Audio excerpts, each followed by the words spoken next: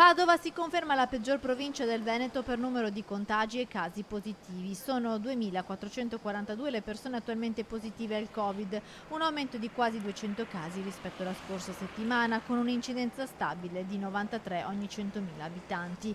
L'azienda ospedaliera in 7 giorni ha processato 7.870 tamponi, 223 sono risultati positivi alla variante Delta, la fascia d'età maggiormente colpita è quella 30-44 anni con il 25% e la fascia 0-14 anni, mentre solo il 13% dei casi riguarda gli over 65.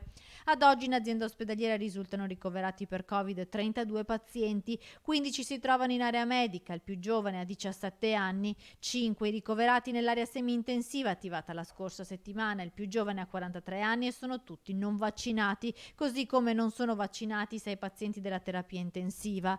3 sono i bimbi positivi al Covid ricoverati in pediatria e 3 le donne positive ricoverate in ginecologia. La vaccinazione in gravidanza è consigliata, ha ribadito il direttore generale dell'azienda ospedaliera Giuseppe Dalben.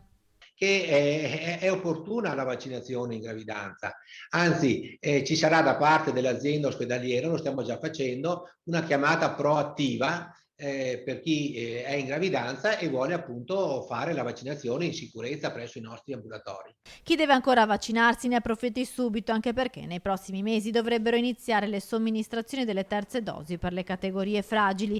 Sul fronte delle sospensioni dei sanitari Novax salgono a 40 quelle nei confronti dei dipendenti dell'azienda ospedaliera. In gran parte sono infermieri, ma si sta valutando anche la posizione di un medico.